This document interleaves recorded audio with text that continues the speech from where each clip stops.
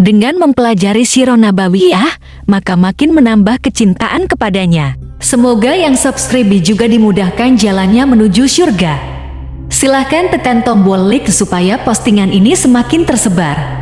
Dan tulis doa serta hajat pemirsa di kolom komentar. Semoga semakin banyak yang mengaminkan, maka semakin cepat terkabul. Nabi Sulaiman alaihi salam adalah manusia terkaya sepanjang sejarah kehidupan manusia di muka bumi. Dalam beberapa kitab suci seperti Al-Quran, Alkitab, dan Injil, Nabi Sulaiman alaihi salam dijelaskan sebagai manusia terkaya yang pernah hidup di muka bumi. Tidak ada satupun manusia yang bisa mengalahkan total kekayaannya hingga hari kiamat tiba. Para arkeolog telah menemukan situs peninggalan sejarah Islam yang mengungkap total kekayaan Nabi Sulaiman alaihi salam. Ernst bin Yosef, seorang profesor dari Tel Aviv University, seorang peneliti, ia menyatakan bahwa 3000 tahun yang lalu Nabi Sulaiman alaihi salam diperkirakan memiliki kekayaan senilai 2,2 triliun US dollar. Apabila dikonversikan dengan nilai mata uang rupiah, maka nilainya setara dengan 32.891.870 triliun rupiah. Nilai itu berkali-kali lipat lebih banyak dari total kekayaan negara Indonesia yang hanya mencapai 11.454 triliun per 30 Desember 2021. Nabi Sulaiman alaihi salam memiliki beberapa mukjizat. Di antaranya adalah dapat berbicara dengan bahasa binatang. Beliau dapat memerintah mereka untuk melakukan sesuatu. Beliau juga dapat mengendalikan besar kecilnya tekanan angin dan dapat mengatur ke arah mana angin akan berhembus. Sehingga dengan itu Nabi Sulaiman dapat memanfaatkan angin sebagai kendaraannya dan juga kendaraan tentaranya. Nabi Sulaiman juga bisa melunakkan besi dan membentuknya menjadi pakaian perang yang anti tusukan senjata tajam. Nabi Sulaiman juga memimpin para jin. Mereka tunduk dan patuh pada perintah Nabi Sulaiman alaihi salam. Tidak hanya setan, iblis laknatullah yang merupakan makhluk pembangkang dapat dibuat tunduk bertekuk lutut pada perintah-perintah Nabi Sulaiman. Nabi Sulaiman bisa melakukan teleportasi, yaitu berpindah dari suatu tempat ke tempat yang lain dalam waktu singkat. Peristiwa itu dibuktikan dengan pemindahan singgasana Ratu Balqis atas perintah Nabi Sulaiman. Nabi Sulaiman dikenal sebagai raja yang adil dan bijaksana. Nabi Sulaiman diberkahi kecerdasan yang luar biasa untuk menyatupadukan segenap kekuatan yang Allah berikan kepadanya. Ia mengelola dan membawa kerajaannya menjadi kekuatan raksasa yang tak terkalahkan di masanya dengan segenap kemampuan yang dimilikinya. Tentara Nabi Sulaiman adalah tentara terkuat di bumi tanpa ada yang menandingi. Pertanyaan mendasar yang muncul kali ini adalah dari mana sumber kekayaan dan kekuatan Nabi Sulaiman alaihi salam? Untuk mendapat jawaban dari pertanyaan itu, simak video ini sampai akhir. Sebelum itu, mari bantu channel ini terus berkembang dengan cara subscribe dan nyalakan tanda loncengnya. Berikan komentar yang positif dan berikan like serta share video ini. Bismillahirrahmanirrahim. Sungguh kami benar-benar telah menganugerahkan ilmu kepada Daud dan Sulaiman. Keduanya berkata, segala puji bagi Allah yang melebihkan kami dari kebanyakan hamba-hambanya yang mukmin. Sulaiman telah mewarisi Daud dan dia berkata, wahai manusia, kami telah diajari untuk memahami bahasa burung dan kami dianugerahi segala sesuatu. Sesungguhnya, semua ini benar-benar karunia yang nyata. Quran Surat An-Naml ayat 15-16. Saudara-saudaraku yang dirahmati Allah, pada ayat di atas disebutkan bahwa Sulaiman telah mewarisi Daud. Nabi Sulaiman mewarisi Nabi Daud dalam sisi kenabian dan kekuasaan, bukan mewarisi harta, karena para nabi tidak mewariskan harta. Sebab sepeninggalan mereka, harta para nabi menjadi sedekah bagi orang-orang yang ada di sekitarnya, yaitu orang-orang fakir dan orang-orang yang membutuhkan. Dan harta para nabi tidak dikhususkan bagi kalangan keluarganya. Rasulullah Shallallahu Alaihi Wasallam bersabda, "Kami para nabi tidak mewariskan." Nabi Sulaiman mewarisi kenabian dari Nabi Daud. Ini adalah hal yang jelas. Allah telah memilihnya sebagai nabi dari Bani Israel. Begitu juga Allah telah memberinya kekuasaan kerajaan sehingga ia menjadi pemimpin Bani Israel. Barangkali sesuatu yang paling penting yang diwarisi oleh Nabi Sulaiman dari Nabi Daud adalah tradisi militer. Kemajuan militer yang dahsyat telah berpindah kepada Nabi Sulaiman. Nabi Daud sebenarnya adalah seorang pengembala kambing yang sangat miskin, tetapi seiring dengan perjalanan waktu, ia menjadi komandan pasukan tiada tanding.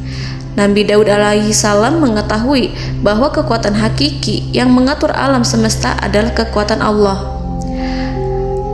Ketika Nabi Daud mengelurkan tangannya dan memegang potongan batu, lalu beliau melemparkannya dengan ketepel ke arah Jalut, kepala Jalut retak dan ambruk menghantam tanah. Ini sebagai bentuk demonstrasi kekuatan darinya. Kehadiran Nabi Daud mengubah pasukan Bani Israel, di mana mereka sebelumnya lari jika berhadapan dengan musuh. Maka kini keberadaan mereka mulai diperhitungkan di masa hidupnya. Nabi Daud mengalami peperangan yang sangat banyak, tapi Al-Quran tidak menceritakan secara terperinci. Hal itu dikarenakan karena Al-Quran adalah kitab dakwah di jalan Allah, bukan kitab sejarah. Al-Quran hanya menceritakan di dalam Al-Quran surat Shad ayat 20, "Dan kami kuatkan kerajaannya, kerajaan Daud." Ayat tersebut berarti bahwa Nabi Daud belum terkalahkan dalam peperangan yang diikutinya. Di samping dukungan yang Allah berikan kepadanya, juga pasukan dan rakyatnya, di mana mereka adalah orang-orang yang bertauhid, menyerahkan diri kepada Allah. Allah Subhanahu wa Ta'ala mengajarkan kepada Nabi Daud hal-hal yang menjadikan pasukannya memiliki keistimewaan yang dengannya mereka dapat mengalahkan pasukan-pasukan lain, pasukan-pasukan besar yang ada di bumi pada saat itu. Allah Subhanahu wa Ta'ala berfirman dalam surat Saba ayat 10, "Dan kami telah melunakkan besi untuknya." Baju besi mungkin akan menjadi masalah dalam benak kita. Ketika orang-orang yang berperang, baju besi cukup mengganggu gerakan mereka. Kita bisa membayangkan ketika ada dua orang berperang, salah satu dapat bergerak bebas, sementara yang lainnya tidak leluasa bergerak karena tertahan dengan pakaiannya. Namun, dengan kekuasaan Allah, Nabi Daud dapat melunakkan besi dan membuat baju besi yang ringan, yang mudah untuk digunakan. Ini adalah kemajuan penting yang Allah berikan kepada Nabi Daud dan tentaranya. Kemajuan itu kemudian diajarkan, diwariskan dan dimiliki oleh Nabi Sulaiman alaihi salam. Nabi Sulaiman memiliki pasukan dahsyat yang melebihi pasukan manapun di bumi saat itu, atau bahkan mungkin saat ini. Bahkan Allah menambahkan karunia-Nya kepada Nabi Sulaiman yang disebutkan dalam Al-Quran surat An-Naml ayat 16. Dan Sulaiman telah mewarisi Daud, dan dia berkata, "Wahai manusia, kami telah diberi pengertian tentang suara burung, dan kami diberi segala sesuatu. Sesungguhnya ini benar-benar suatu karunia yang nyata." Saudara-saudaraku yang dirahmati Allah, pada suatu hari Nabi Sulaiman alaihi salam menengadahkan tangannya dan berdoa kepada Allah Subhanahu wa Ta'ala. Antara hati Nabi dan Allah tidak ada penghalang, tidak ada jarak, tidak ada sekatan waktu, tidak ada satupun dari para nabi yang berdoa kepada Allah kecuali doanya pasti dikabulkan. Doa Nabi Sulaiman alaihi salam direkam dalam Al-Quran surat Shad ayat 35. Nabi Sulaiman berkata, "Ya Tuhanku, ampunilah aku, anugerahkanlah kepadaku kerajaan yang tidak dimiliki oleh seorang pun sesudahku." Nabi Sulaiman menginginkan dari Allah sesuatu kerajaan yang belum pernah diperoleh oleh siapapun setelahnya. Allah Subhanahu wa Ta'ala mengabulkan doa Nabi Sulaiman dan memberinya kerajaan tersebut. Nabi Sulaiman mewarisi kekuasaan, kenabian, hikmah ilmu dari Nabi Daud alaihi salam. Orang-orang menyebut Nabi Sulaiman Al-Hakim, Sulaiman yang bijaksana. Kebijaksanaannya tidak terbatas pada keadilan di tengah-tengah manusia dan juga kasih sayangnya kepada mereka. Namun, kebijaksanaan Nabi Sulaiman juga berlaku di kalangan burung dan binatang lainnya. Nabi Daud juga mengenal bahasa burung, tetapi Nabi Sulaiman dapat berbicara dengan bahasa burung. Bahkan, ia dapat menggantikannya sebagai pembantunya ketika Nabi Daud bertasbih di gunung-gunung. Dan burung-burung serta binatang-binatang buas ikut bertasbih bersamanya. Bahkan angin pun berhenti untuk mendengarkan tasbih itu. Sedangkan Nabi Sulaiman, Allah Subhanahu wa Ta'ala memberinya karunia lebih dari itu, di mana binatang-binatang buas tunduk padanya. Begitu juga angin dan burung. Saudara-saudaraku yang dirahmati Allah, Nabi Sulaiman alaihi salam mampu mendengarkan bisikan semut yang berbicara kepada sesama mereka. Bahkan ia mampu memerintahkan semut tersebut sehingga semut itu menjadi taat pada perintahnya. Pasukan Nabi Sulaiman memiliki kekuatan yang sangat dahsyat. Belum pernah ada di dunia ini satu pasukan pun yang memiliki kekuatan seperti itu. Kekuatan Nabi Sulaiman berasal dari beberapa kombinasi yang sangat mengagumkan, sehingga karenanya ia tidak dapat tertandingi. Kekuatan itu terdiri dari manusia, binatang-binatang, jin, dan lain sebagainya. Kita mengetahui bahwa jin adalah makhluk Allah dan manusia tidak mampu melihatnya atau menghadirkannya atau meminta pertolongan kepadanya. Sedangkan Nabi Sulaiman telah diberi Allah suatu kemampuan untuk menundukkan jin, mempekerjakan mereka sebagai tentara di tengah-tengah peperangan. Bahkan ia mampu menjadikan mereka sebagai pekerja-pekerja kasar di kerajaannya saat tidak ada peperangan. Oleh sebab itu, ketika ada pasukan lain yang mencoba melawan pasukan Nabi Sulaiman, mustahil mereka akan mendapatkan kemenangan. Bahkan pasukan Nabi Sulaiman diperkuat oleh pasukan burung.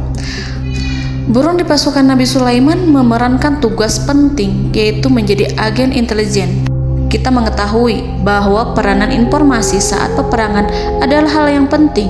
Dari informasi tersebut, pasukan dapat mengetahui keadaan lawannya. Demikianlah peranan burung pada pasukan Sulaiman. Ia terbang di tengah-tengah musuh. Kemudian, ia kembali kepada Nabi Sulaiman untuk menyampaikan berita tentang keadaan lawannya. Di samping jin dan burung, Allah juga menundukkan angin untuk Nabi Sulaiman. Nabi Sulaiman dapat memerintahkan angin dan ia mampu untuk menaiki angin tersebut. Dalam Al-Quran surat Shad ayat 36-40, Allah Subhanahu wa Ta'ala berfirman, "Kami tundukkan kepada angin yang berhembus dengan baik menurut kemana saja yang dikehendaki Sulaiman. Dan kami tundukkan pula kepadanya setan-setan, semuanya ahli bangunan dan penyelam, dan setan yang lain yang terikat dalam belenggu. Inilah anugerah kami, maka berikanlah kepada orang lain atau tahanlah untuk dirimu tanpa perhitungan, dan sesungguhnya dia mempunyai kedudukan yang dekat pada sisi kami dan tempat kembali yang baik." Saudara-saudaraku yang dirahmati Allah, Allah Subhanahu wa Ta'ala juga memberikan kemampuan yang tak seorang pun dari para nabi mendapatkannya, yaitu kemampuan untuk memerintah setan. Setan adalah salah satu bagian dari jin. Ia adalah kelompok yang celaka dari bangsa jin. Kelompok ini sebenarnya tidak mampu dikuasai oleh manusia, bahkan jin yang soleh tidak dapat mengatur setan. Adapun Nabi Sulaiman, Allah telah memberinya kekuasaan untuk menundukkan setan dan mempekerjakannya, bahkan mengikatnya dengan rantai serta menghukumnya jika ia menentang pada perintahnya. Setan membangun untuk Sulaiman istana-istana, patung-patung dan alat-alat perang. Bahkan setan-setan itu menyelam ke dasar lautan untuk mengeluarkan permata dan yakut untuk Sulaiman. Jika di antara setan yang menentang perintahnya, maka Nabi Sulaiman alaihi salam mengikatnya dengan rantai. Ini semua menunjukkan kekayaan Nabi Sulaiman dan kekuasaannya, di mana ia mampu mengatur banyak makhluk di bumi ini. Tentu saja, kemampuan itu semua adalah atas izin dari Allah Subhanahu wa Ta'ala sebagai mukjizat darinya. Allah Subhanahu wa Ta'ala berfirman dalam Al-Quran surat Saba ayat 12, dan sebagian dari jin adalah yang bekerja di hadapannya di bawah kekuasaannya dengan izin Tuhannya, dan siapa yang menyimpang di antara mereka dari perintah kami, maka kami rasakan kepadanya azab neraka yang apinya menyala-nyala. Para jin itu membuat untuk Sulaiman apa yang dikehendakinya, dari gedung-gedung yang tinggi, patung-patung, dan piring-piring yang besarnya seperti kolam, atau periuk yang tetap berada di atas tungku. Saudara-saudaraku yang dirahmati Allah, Nabi Sulaiman yang bijaksana adalah penguasa yang tak tertandingi di muka bumi. Meskipun memperoleh nikmat-nikmat khusus yang agung itu yang Allah berikan kepada Sulaiman, beliau tetap menunjukkan dirinya sebagai manusia yang paling banyak berzikir kepada Allah dan manusia yang paling banyak bersyukur di zamannya.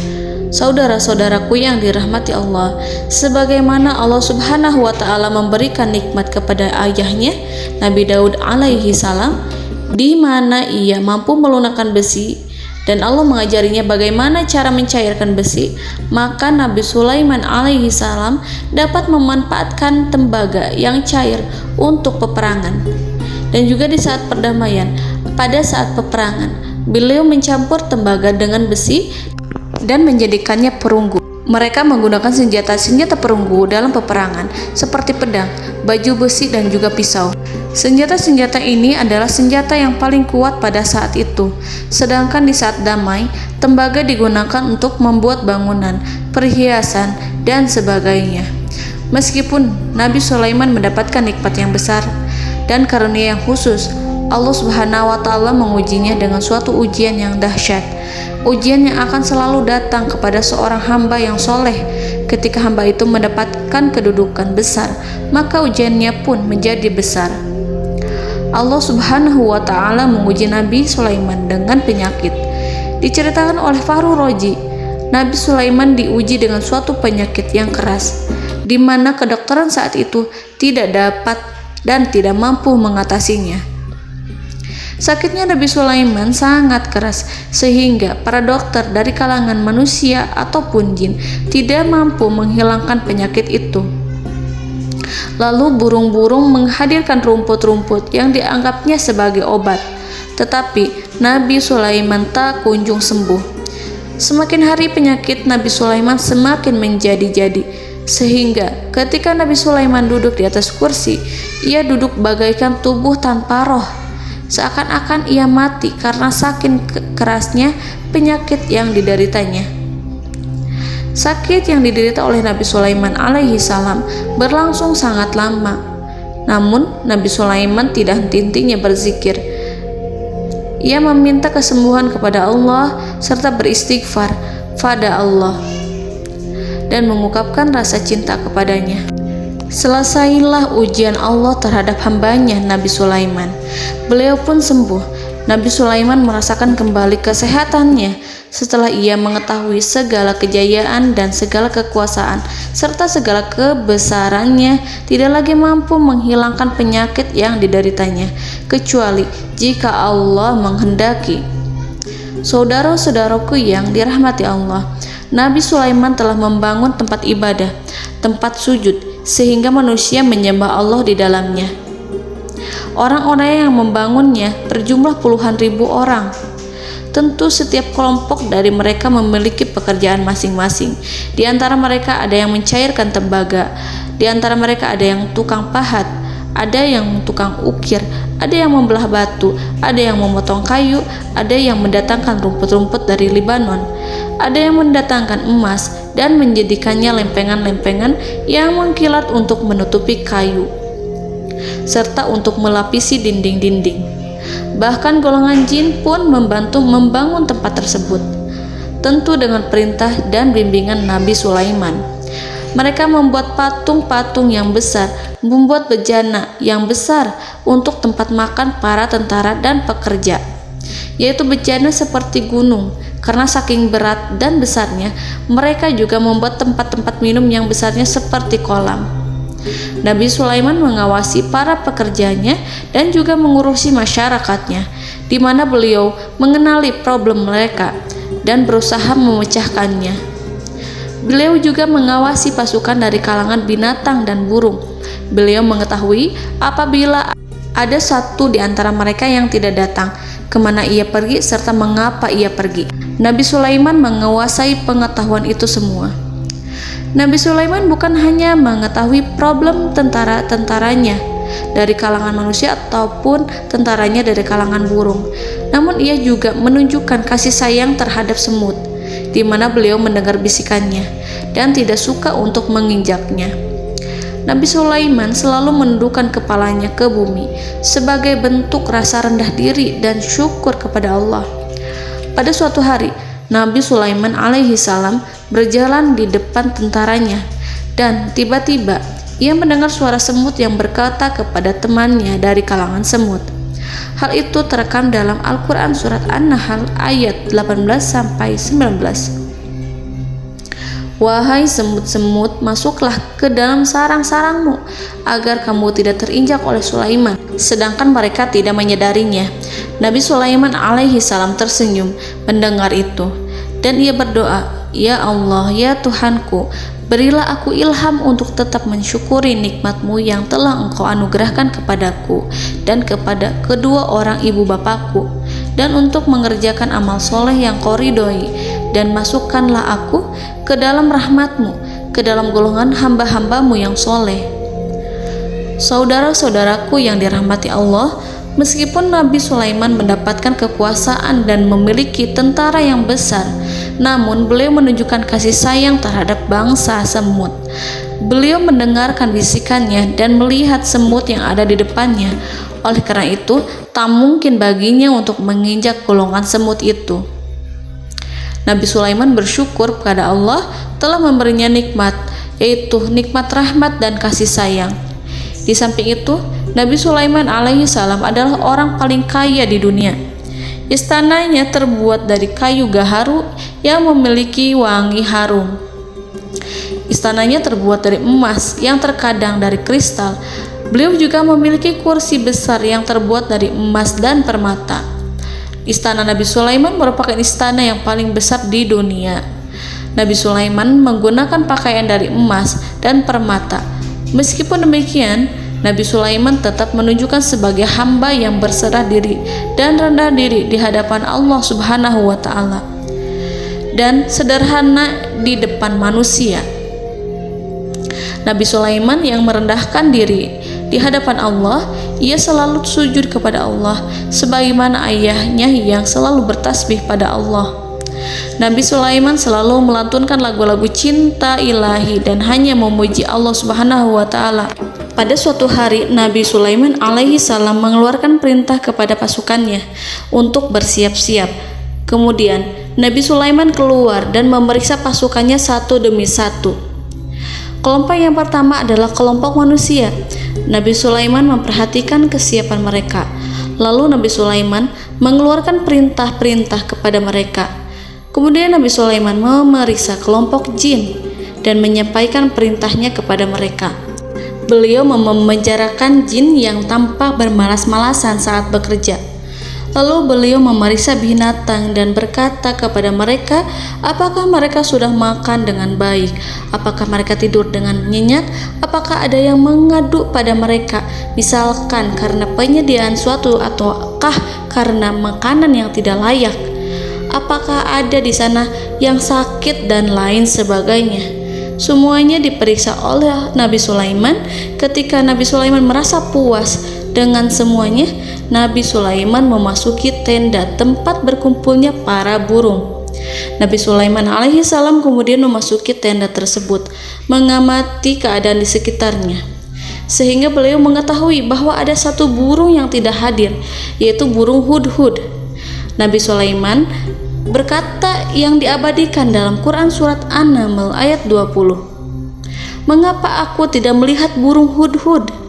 Burung-burung yang lain tampak terdiam sebagai penghormatan, dan mereka mendengarkan apa yang akan dikatakan pemimpin mereka. Nabi Sulaiman mengarahkan pandangannya pada semua burung dan tidak menemukan burung hudhud di antara mereka.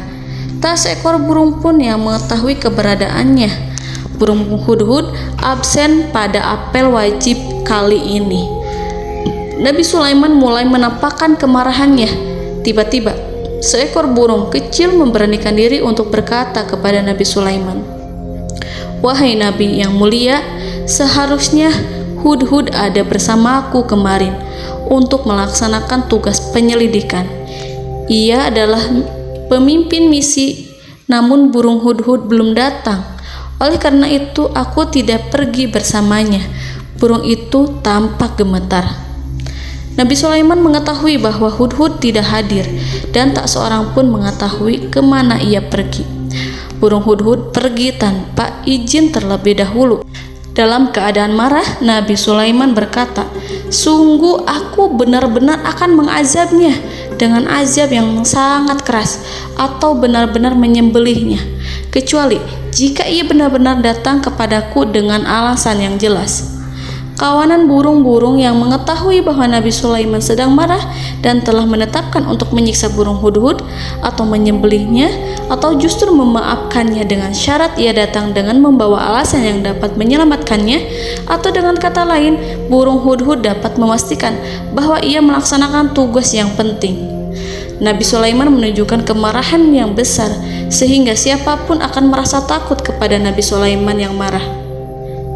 Seekor burung tampak gemetar, ketakutan melihat kemarahan Nabi Sulaiman. Lalu beliau mengulurkan tangannya ke burung itu dan memegang-megang kepalanya, sehingga burung itu pun merasa tenang dan rasa takutnya hilang. Nabi Sulaiman kemudian pergi dari tempat burung tersebut. Nabi Sulaiman masih memikirkan keadaan burung hudhud. Seharusnya burung hudhud menjadi bagian penting dari badan intelijen. Apakah ia pergi untuk menyingkap suatu, atau apakah ia pergi hanya untuk bermain-main? Nabi Sulaiman telah memperhatikan dan mengetahui bahwa burung hudhud adalah seekor burung yang cerdik dan juga fasih berbicara. Terkadang Nabi Sulaiman mendapati burung hudhud sedang bermain-main dan menunda-nunda pekerjaannya. Namun ketika Nabi Sulaiman melihatnya, burung hudhud memahami bahwa perbuatannya tidak benar. Oleh karena itu, ia tidak boleh menyampur adukan antara waktu serius dan waktu bermain. Tidak lama setelah itu, burung hudhud tiba di tempat para burung. Burung-burung yang lain berkata kepadanya, "Wahai hudhud, pergilah engkau ke tempat Nabi Sulaiman. Jika ia mengetahui bahwa engkau telah sampai, jiwamu benar-benar terancam." Mendengar itu, burung hudhud segera beranjak. Ia terbang menemui Nabi Sulaiman. Pada waktu itu, Nabi Sulaiman sedang duduk bersama tentaranya yang lain. Burung hudhud berdiri. Ia telah merencanakan untuk memulai pembicaraan dengan Nabi Sulaiman sebelum Nabi Sulaiman bertanya kepadanya kemana dia pergi. Ini sebagai bukti bahwa hudhud telah melaksanakan suatu tugas yang penting. Dalam surat An-Nahl ayat 22, burung hudhud, "Aku telah mengetahui sesuatu yang kamu belum mengetahuinya, dan kubawa kepadamu dari negeri Saba suatu berita penting yang diyakini." Seakan-akan burung hudhud hendak berkata, "Aku adalah hudhud yang miskin, tapi Aku mengetahui apa yang tidak engkau ketahui, dan aku telah datang kepadamu dari kerajaan Saba dengan membawa berita yang sangat penting. Nabi Sulaiman tampak terdiam menunggu Hudhud menyelesaikan kisahnya. Dalam surat An-Naml ayat 23-24, burung Hudhud berkata, "Sesungguhnya aku menjumpai seorang wanita yang memerintah mereka. Dia dianugerahi segala sesuatu serta mempunyai singgasana yang besar. Aku mendapati dia dan kaumnya menyembah matahari selain Allah. Dan setan-setan telah menjadikan mereka memandang indah perbuatan-perbuatan mereka, lalu menghalangi mereka dari jalan Allah, sehingga mereka tidak mendapat petunjuk." Burung Hudhud diam. Nabi Sulaiman merasa bahwa Hudhud menunjukkan kepasihan lisannya. Nabi Sulaiman berkata dalam Quran surat An-Nahl ayat 27 sambil menunjukkan senyum manisnya. Nabi Sulaiman berkata, "Akan kami lihat apakah kamu benar wahai Hudhud, ataukah kamu termasuk orang-orang yang berdusta."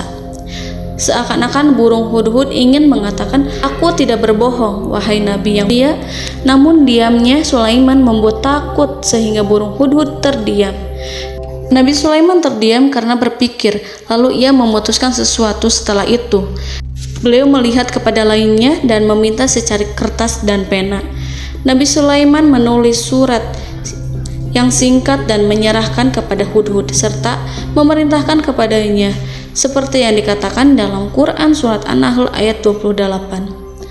"Pergilah dengan membawa suratku ini, lalu jatuhkanlah kepada mereka, kemudian berpalinglah dari mereka, lalu perhatikanlah apa yang mereka bicarakan." Al-Quranul Karim hanya menceritakan dalam Al-Quran surat An-Naml bagaimana perginya Hudhud dan bagaimana ia menyerahkan surat itu.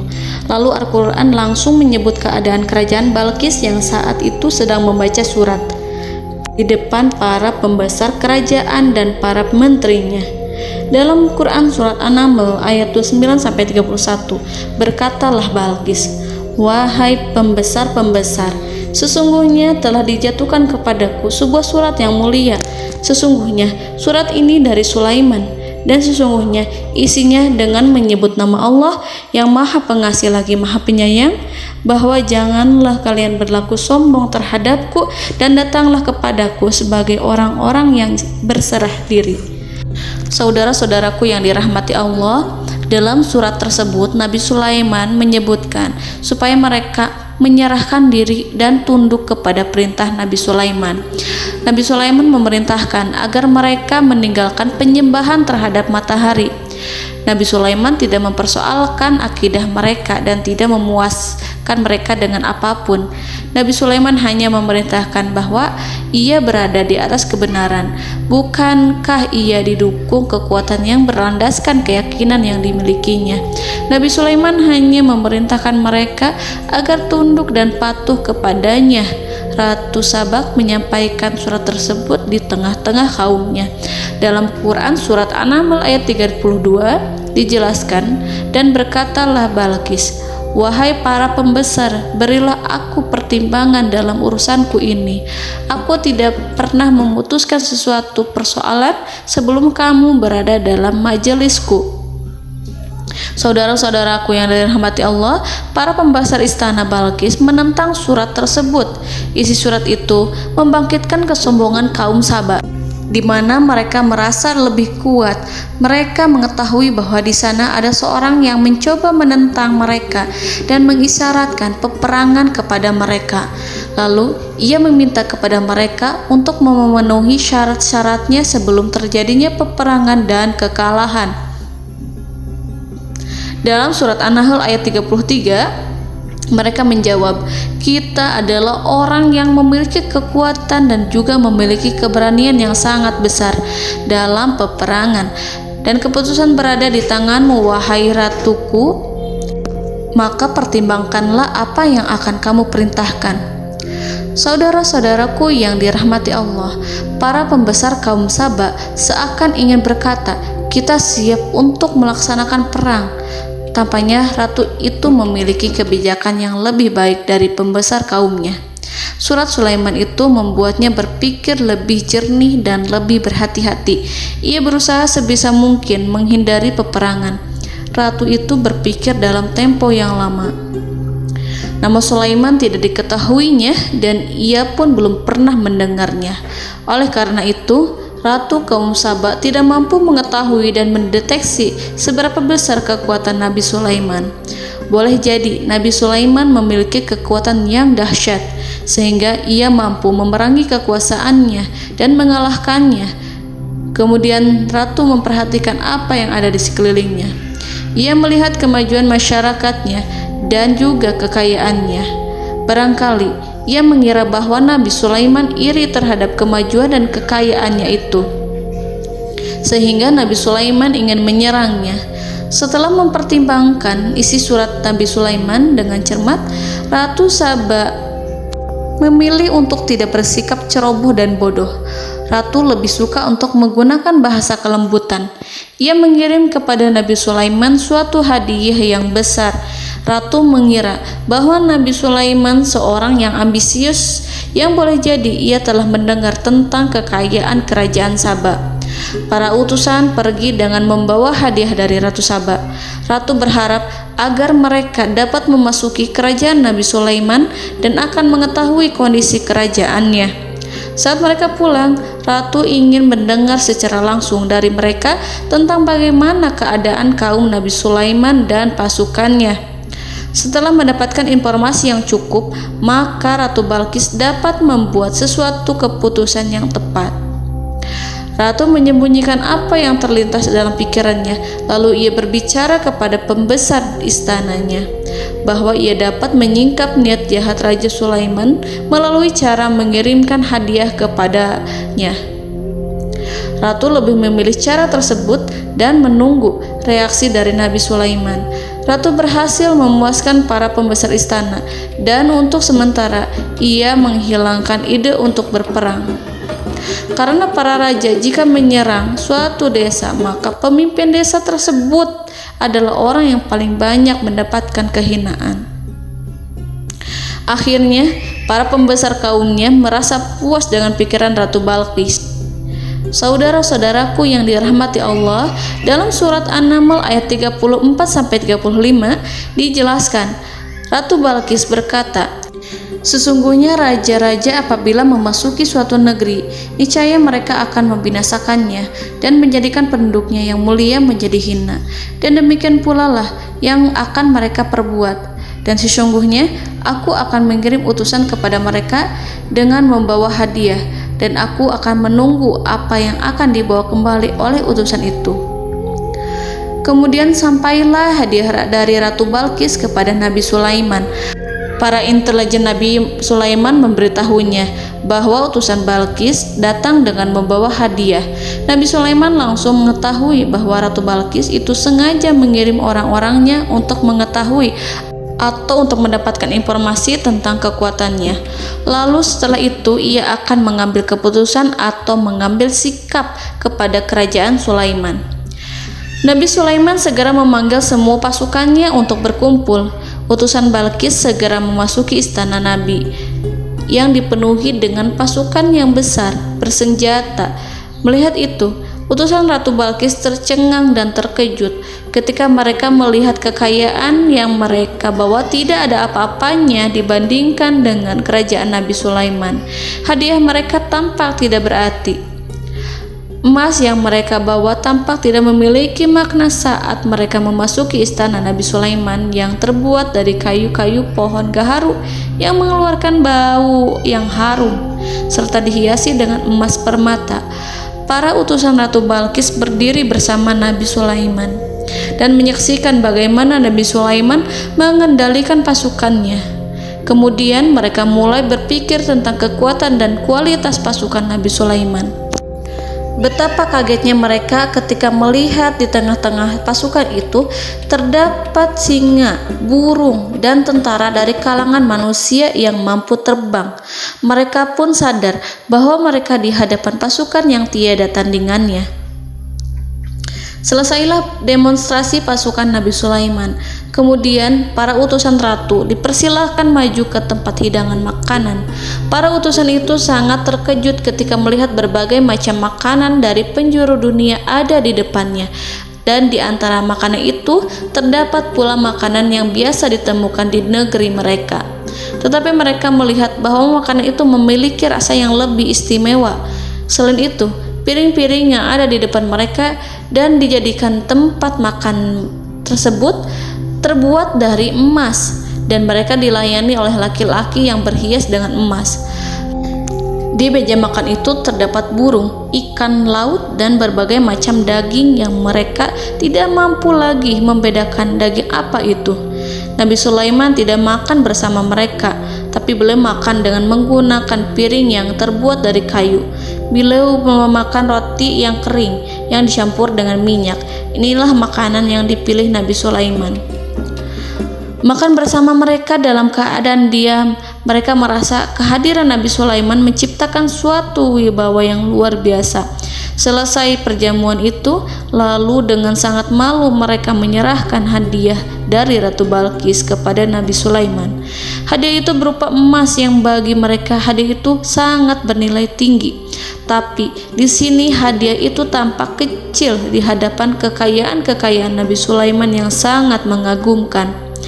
Nabi Sulaiman memperhatikan hadiah dari Ratu Balqis itu dan berkata dalam Quran surat An-Naml ayat 36.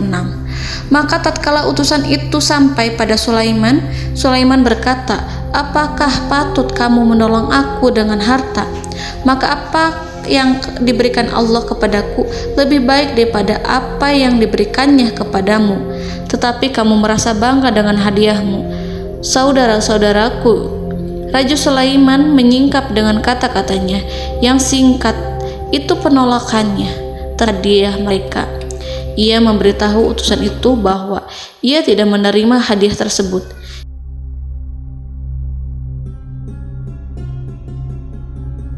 "Janganlah kalian berlaku sombong terhadapku dan datanglah kepadaku sebagai orang-orang yang berserah diri." Lalu Nabi Sulaiman berkata kepada mereka dengan pelan. Hal itu diabadikan dalam Quran surat An-Naml ayat 37. "Kembalilah kepada mereka, sungguh kami akan mendatangi mereka dengan bala tentara yang mereka tidak kuasa melawannya, dan pasti kami akan mengusir mereka dari negeri itu, yaitu negeri Saba, dengan terhina, dan mereka akan menjadi tawanan-tawanan yang hina." Saudara-saudaraku yang dirahmati Allah, Nabi Sulaiman kemudian meninggalkan para utusan ratu setelah terlebih dahulu mengancam mereka. Para utusan itu berharap agar Nabi Sulaiman mau menunggu kunjungan Ratu Balqis yang akan membawa misi perdamaian. Akhirnya sampailah para utusan Ratu Balqis ke negeri Saba. Mereka segera menuju istana sang ratu. Mereka memberitahu bahwa negeri mereka sedang ada di ujung tanduk. Mereka menceritakan kepada ratu tentang kekuatan Nabi Sulaiman dan tidak mungkin bagi mereka mampu melawannya. Mereka meyakinkan Ratu Balqis bahwa ia harus mengunjunginya dan melihat sendiri bagaimana kebesaran kerajaan Nabi Sulaiman. Kemudian ratu menyiapkan dirinya untuk pergi menuju kerajaan Nabi Sulaiman. Nabi Sulaiman duduk di kursi kerajaan di tengah-tengah para pembesarnya dan para menterinya serta para komandan pasukannya. Beliau berpikir tentang sosok Ratu Balqis. Nabi Sulaiman mengetahui bahwa Ratu Balqis menuju tempatnya. Balqis dikelilingi rasa takut. Nabi Sulaiman berpikir sejenak tentang bagaimana matahari disembah. Ia memikirkan bagaimana informasi yang diterima oleh intelijennya tentang kemajuan kerajaan Balqis dalam bidang kesenian dan ilmu pengetahuan. Nabi Sulaiman bertanya kepada dirinya sendiri, apakah kemajuan menjadi penghalang untuk mengetahui kebenaran? Apakah ratu itu senang dengan kekuatan yang dicapainya? Dan ia membayangkan bahwa kekuatannya adalah segalanya. Dengan kemajuan yang dimilikinya, Nabi Sulaiman ingin membuat kejutan agar ratu mengetahui bahwa Islam yang diyakini oleh Nabi Sulaiman adalah satu-satunya yang mampu mendatangkan kemajuan dan kekuatan yang hakiki, sehingga ia dapat membandingkan antara keyakinannya dalam menyembah matahari beserta kemajuan yang dicapainya dengan keyakinan Nabi Sulaiman beserta kemajuan yang diraihnya. Saudara-saudaraku yang dirahmati Allah, para mata-mata Nabi Sulaiman telah memberitahunya bahwa hal yang sangat disegani dan dikagumi oleh kaum Balkis adalah kerajaan Saba, yaitu singgasana Ratu Balkis. Singgasana itu terbuat dari emas dan batu delima. Singgasana tersebut dijaga oleh penjaga yang sangat disiplin, di mana mereka tidak pernah lalai sedikit pun. Oleh karena itu, sangat tepat apabila Nabi Sulaiman menghadirkan singgasananya di sini, di kerajaannya, sehingga ketika ratu tiba, maka ia dapat duduk di atasnya.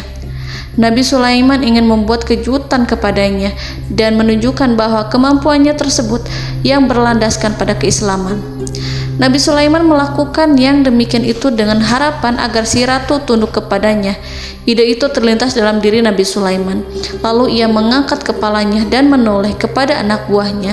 Hal itu diabadikan dalam Quran Surat An-Naml ayat 38. Wahai para pembesar, siapakah di antara kamu sekalian yang sanggup membawa singgasananya kepadaku sebelum mereka datang kepadaku sebagai orang-orang yang berserah diri? Saudara-saudaraku, perhatikanlah ungkapan pikiran Nabi Sulaiman tersebut. Semua pemikirannya berkisar tentang keislaman para penyembah matahari, tentang bagaimana beliau dapat memberikan petunjuk kepada mereka di jalan Allah. Yang pertama menjawab pertanyaan Nabi Sulaiman adalah jin Ifrit. Dalam Quran Surat An-Naml ayat 39, berkatalah Ifrit yang cerdik dari golongan jin, aku akan datang kepadamu dengan membawa singgasana itu sebelum kamu berdiri dari tempat dudukmu. Sesungguhnya aku benar-benar kuat untuk membawanya, lagi dapat dipercaya. Nabi Sulaiman berdiri dari tempat duduknya setelah 1 atau 2 jam. Jin itu berjanji kepadanya untuk menghadirkan singgasana Balkis sebelum itu. Istana Nabi Sulaiman di Palestina, sedangkan istana Balkis terletak di Yaman. Antara singgasana tersebut dengan singgasana Nabi Sulaiman berjarak lebih dari ribuan mil. Barangkali pesawat yang cepat sekalipun yang kita kenal hari ini tidak akan mampu membawa dan mendatangkan istana itu dalam waktu 1 jam. Tetapi masalahnya di sini berhubung dengan kekuatan jin yang serba misterius, Nabi Sulaiman tidak mengomentari sedikit pun terhadap apa yang dikatakan oleh Ifrit. Nabi Sulaiman tapak menunggu tanggapan dari yang lain yang mampu menghadirkan singgasana Balkis yang lebih cepat dari jin Ifrit. Nabi Sulaiman menoleh kepada seorang di sana yang duduk di atas naungan. Hal itu diceritakan dalam Quran Surat An-Naml ayat 40. Berkatalah seorang yang mempunyai ilmu dari Alkitab, aku akan membawa singgasana itu kepadamu sebelum matamu berkedip. Maka tatkala Sulaiman melihat singgasana itu terletak di hadapannya, ia pun berkata, ini termasuk karunia Tuhanku untuk menguji aku. Apakah aku akan bersyukur atau mengingkari nikmatnya? Dan barang siapa yang bersyukur, maka sesungguhnya dia bersyukur untuk kebaikan dirinya sendiri. Dan barang siapa yang ingkar, maka sesungguhnya Tuhanku Maha Kaya lagi Maha Mulia. Saudara-saudaraku, belum lama seorang yang mempunyai ilmu dari Alkitab menyatakan kalimatnya, sehingga singgasana itu tiba-tiba ada di depan Nabi Sulaiman yang mampu menghadirkan singgasana itu lebih cepat dari kedipan mata. Al-Quranul Karim tidak menyingkap kepribadian seorang yang menghadirkan singgasana itu. Al-Quran hanya menggarisi bahwa orang itu mempunyai ilmu dari Alkitab. Al-Quran tidak menjelaskan kepada kita apakah ia seorang malaikat ataukah manusia ataukah jin. Al-Quran sengaja tidak menyingkap informasi tersebut. Saudara-saudaraku yang dirahmati Allah, setelah melihat singgasana itu, Nabi Sulaiman bersyukur kepada Allah. Ia mulai memperhatikan singgasana sang ratu. Singgasana tersebut merupakan simbol pembangunan dan juga kemajuan, tetapi tampaknya ia hanya sesuatu yang biasa saja jika dibandingkan dengan kekuasaan dan kebesaran ciptaan yang dibuat oleh manusia dan jin di kalangan istana Nabi Sulaiman. Nabi Sulaiman memikirkan dalam tempo yang lama singgasana Ratu Balkis itu. Kemudian beliau memerintahkan agar singgasana itu diperbaiki, sehingga saat Ratu Balkis datang, Nabi Sulaiman akan mengujinya apakah Ratu Balkis dapat mengenali singgasananya ataukah tidak. Dalam Al-Quran surat An-Naml ayat 41, Nabi Sulaiman berkata, "Ubahlah baginya singgasananya, maka kita akan melihat apakah dia mengenal ataukah dia termasuk orang-orang yang tidak mengenalnya."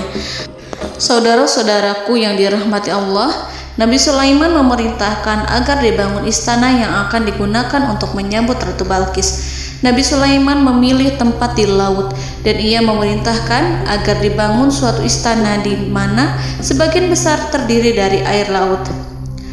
Nabi Sulaiman memerintahkan agar lantainya itu terbuat dari kaca yang tebal dan kuat sehingga orang-orang yang berjalan di atas istana itu akan dapat melihat di bawahnya ada ikan-ikan yang berwarna-warni yang berenang-renang ke sana kemari, dan mereka akan melihat rumput-rumput laut yang bergerak-gerak.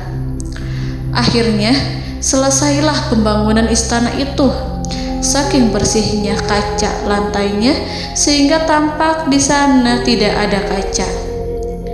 Burung hudhud memberitahu Nabi Sulaiman bahwa Ratu Balqis telah sampai di dekat kerajaannya. Kemudian Ratu Balqis datang. Al-Quran tidak menyebutkan keadaan Nabi Sulaiman saat menyambut Balqis, namun Al-Quran menunjukkan dua sikap Ratu Balqis ketika pertama kali datang. Yang pertama, bagaimana sikap Ratu Balqis ketika pertama kali melihat singgasananya yang datang mendahuluinya, padahal ia telah meninggalkan pengawalnya untuk setia menjaga singgasana itu. Keadaan kedua adalah keadaan ketika di depan istana yang dibangun untuk menyambut Ratu Balqis. Istana itu penuh dengan permata dan banyak ikan berenang di bawahnya. Dalam Quran surat An-Naml ayat 42 dijelaskan, dan ketika Balqis datang, ditanyakanlah kepadanya, "Serupa inikah singgasanamu?" Balqis menjawab, "Seakan-akan singgasana ini adalah singgasanaku. Kami telah diberi pengetahuan sebelumnya dan kami adalah orang-orang yang berserah diri." Saudara-saudaraku, pada dialek di atas, Balqis melihat singgasananya dan ia tercengang saat mengetahui bahwa itu adalah singgasana miliknya. Namun kemudian ia mulai ragu karena melihat tidak sepenuhnya itu singgasana miliknya. Jika itu benar-benar miliknya, lalu bagaimana ia datang mendahuluinya? Dan bila bukan singgasananya, maka bagaimana Sulaiman dapat meniru sepersis dan seteliti itu? Padahal Sulaiman tidak pernah sekalipun ke kerajaannya. Nabi Sulaiman berkata saat melihat Balqis mengamati singgasananya, "Apakah ini singgasanamu?" Balqis terlihat sangat kebingungan, namun setelah itu ia menjawab, "Sepertinya benar." Nabi Sulaiman berkata, "Kami telah diberi ilmu sebelumnya dan kami sebagai orang-orang muslim." Saudaraku yang dirahmati Allah, melalui pertanyaan Nabi Sulaiman ingin mengisyaratkan kepada Balqis agar ia membandingkan antara keyakinannya beserta ilmu yang dicapainya dengan keyakinan Nabi Sulaiman yang muslim beserta pengetahuan yang telah diraihnya. Penyembahan terhadap matahari dan pencapaian ilmu yang dicapai oleh Ratu Balqis tanpa tidak ada apa-apanya dibandingkan dengan ilmu Nabi Sulaiman dan keislamannya. Nabi Sulaiman telah mendahuluinya dalam bidang ilmu karena keislamannya. Karena itu, sangat mudah baginya untuk mengungguli Balqis dalam ilmu-ilmu yang lainnya.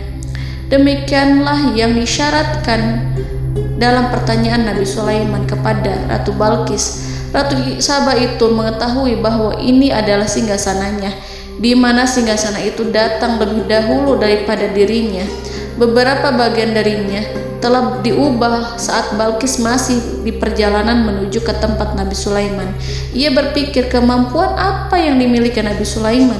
Ratu Balqis tercengang melihat apa yang disaksikannya, yang berupa buah dari keimanan Nabi Sulaiman dan hubungannya dengan Allah Subhanahu wa Ta'ala. Sebagaimana Balqis juga tercengang ketika melihat kemajuan di bidang ilmu pembangunan, seni, dan ilmu-ilmu yang lainnya.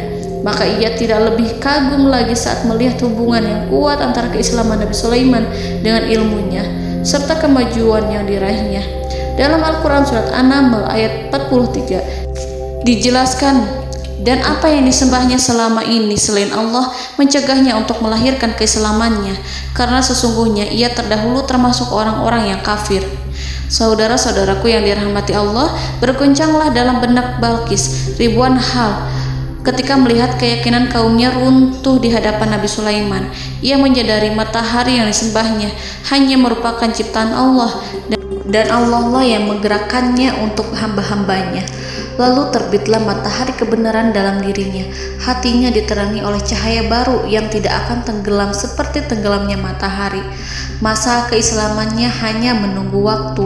Ratu Balqis memilih waktu yang tepat untuk mengumumkan keislamannya. Allah Subhanahu wa Ta'ala berfirman dalam Quran Surat An-Naml ayat 44. Dikatakan kepadanya, masuklah ke dalam istana. Maka tatkala ia melihat lantai istana itu, dikiranya kolam air yang besar dan disingkapnya 2 betisnya. Berkatalah Sulaiman, sesungguhnya ia adalah istana licin yang terbuat dari kaca. Berkatalah Balqis, wahai Tuhanku, sesungguhnya aku telah berbuat zalim terhadap diriku, dan aku berserah diri bersama Sulaiman kepada Allah Tuhan semesta alam. Saudara-saudaraku yang dirahmati Allah, dikatakan kepada Balqis, masuklah ke dalam istana. Ketika ia masuk, maka ia tidak menyaksikan adanya kaca, tetapi ia melihat air, sehingga ia mengira akan bersinggungan dengan air. Lalu ia menyingkapkan sedikit bajunya agar bajunya itu tidak basah. Nabi Sulaiman mengingatkannya tanpa melihatnya agar ia tidak khawatir terhadap pakaiannya, karena pakaiannya tidak akan basah, sebab di sana tidak ada air. Itu sekedar kaca yang halus, yang saking halusnya sehingga ia tidak tampak. Pada kesempatan itulah Balqis mengumumkan keislamannya yang mengakui kelalimannya, dan ia menyatakan menyerahkan diri kepada Nabi Sulaiman dan kepada Allah Tuhan semesta alam. Lalu kaumnya pun mengikutinya dan mereka memeluk Islam. Balqis menyadari ia berhadapan dengan penguasa yang terbesar di bumi dan Nabi Allah yang mulia. Untuk pertama kalinya, wajah Sulaiman tampak dihiasi dengan senyuman yang menunjukkan kepuasannya sejak Balqis mengunjunginya. Demikianlah Nabi Sulaiman mewujudkan kejayaannya yang hakiki dan menyebarkan cahaya Islam di muka bumi. Saudara-saudaraku, Al-Quran tidak menyebutkan kisah Balqis setelah keislamannya. Para ahli tafsir mengatakan bahwa ia menikah dengan Nabi Sulaiman. Selain itu, ada yang mengatakan bahwa ia menikah dengan salah satu orang dekat Nabi Sulaiman. Ada juga yang mengatakan bahwa sebagian Raja Habasyah adalah keturunan dari buah perkawinan ini. Wallahu a'lam bishawab. Saudara-saudaraku yang dirahmati Allah, Nabi Sulaiman hidup di tengah-tengah kejayaan dan kemuliaan di bumi. Kemudian Allah menetapkan kematian untuknya, sebagaimana kehidupan Sulaiman berada di puncak kemuliaan dan kejayaan yang penuh dengan keajaiban yang luar biasa, maka kematiannya pun merupakan tanda-tanda kebesaran Allah yang penuh dengan keajaiban. Demikianlah bahwa kematiannya sesuai dengan kehidupannya, sesuai dengan kejayaannya. Allah berfirman tentang kematian Sulaiman di dalam Al-Quran Surat Saba ayat 14. Maka tatkala kami telah menetapkan kematian Nabi Sulaiman, tidak ada yang menunjukkan kepada mereka kematiannya itu kecuali rayap yang memakan tongkatnya. Maka tatkala ia telah tersungkur, tahulah jin bahwa kalau sekiranya mereka mengetahui yang gaib, tentulah mereka tidak akan tetap dalam siksa yang menghinakan. Saudara-saudaraku, kemampuan Nabi Sulaiman untuk menundukkan jin dan mempekerjakan mereka serta hubungan mereka dengan semua itu menimbulkan fitnah di tengah-tengah manusia dalam hal tertentu. Kematian Nabi Sulaiman merupakan batasan jawaban terhadap fitnah ini. Kami tidak mengetahui siapa yang mengklaim bahwa jin mengetahui hal yang gaib. Apakah itu setan yang terkutuk, atau jin yang bodoh, atau manusia yang tertipu? Kami tidak mengetahui siapa yang bertanggung jawab terhadap tersebarnya isu yang keliru ini. Yang kita ketahui adalah bahwa hal tersebut adalah mempengaruhi sebagian manusia dan jin. Barangkali manusia berkata kepada diri mereka, selama jin melakukan perbuatan yang luar biasa ini, maka apa gerangan yang menjadikan mereka tidak mengetahui hal yang gaib itu? Manusia itu lupa bahwa kunci kegaiban berada di tangan Allah. Masalah ilmu gaib tidak akan mampu dikuasai oleh jin dan manusia. Hanya Dia yang mengetahuinya, dan manusia diberitahu hanya sedikit sekali. Saudara-saudaraku yang dirahmati Allah, seakan-akan Allah telah merencanakan bahwa kematian Sulaiman bertujuan untuk menghancurkan pemikiran itu, yaitu pemikiran bahwa jin mengetahui hal-hal yang gaib. Jin bekerja untuk Nabi Sulaiman selama beliau hidup, dan tatkala beliau meninggal, maka tugas mereka menjadi bebas. Nabi Sulaiman meninggal tanpa diketahui oleh jin, sehingga mereka tetap bekerja untuk mereka, tetap mengabdi kepada Sulaiman. Seandainya mereka mengetahui hal yang gaib, niscaya mereka tidak akan meneruskan pekerjaan mereka. Saudara-saudaraku, pada suatu hari Nabi Sulaiman memasuki mihrabnya untuk itikaf ibadah dan beribadah kepada Allah. Tak seorang pun yang berani mengganggu khalwatnya. Mihrab Sulaiman terletak di puncak gunung dan dindingnya terbuat dari permata. Pada suatu hari Nabi Sulaiman duduk bersandar pada tongkatnya, dan ia tampak tenggelam dalam tafakur. Beliau berzikir pada Allah hingga rasa kantuk menguasainya. Lalu setelah itu malaikat maut menemuinya. Nabi Sulaiman pun meninggal. Beliau bersandar kepada tongkatnya. Jin melihatnya dan mengira bahwa beliau sedang sholat, sehingga mereka pun terus melanjutkan pekerjaannya. Berlalulah hari demi hari yang panjang. Datanglah rayap, yaitu semut kecil yang memakan kayu. Hewan itu mulai memakan tongkat Nabi Sulaiman. Rayap itu tampak lapar. Sebagian dari tongkat Nabi Sulaiman dimakan beberapa hari oleh rayap itu. Ketika yang dimakannya semakin bertambah, maka tongkat itu pun menjadi rusak dan kemudian jatuh dari tangan Nabi Sulaiman alaihi salam. Tubuh mulia itu kehilangan keseimbangan dan kemudian jatuh terhempas di bumi. Tatkala tubuh suci itu tersungkur, maka manusia segera menuju ke arahnya.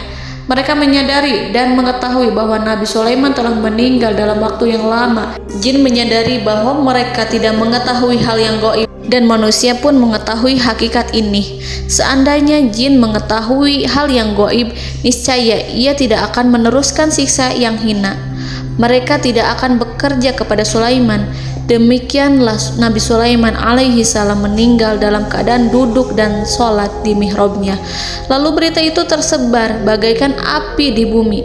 Manusia, burung, dan binatang buas mengantarkan jenazah Nabi Sulaiman. Sekawanan burung tampak sedih dan menangis. Semua makhluk bersedih. Akhirnya tak seorang pun mengetahui bahasa burung di bumi. Meninggallah seorang yang memahami pembicaraan burung, binatang-binatang, jin, dan lain sebagainya. Burung-burung itu berkata, betapa beratnya kehidupan di tengah orang-orang yang tidak mengetahui pembicaraan kita. Allahu a'lam.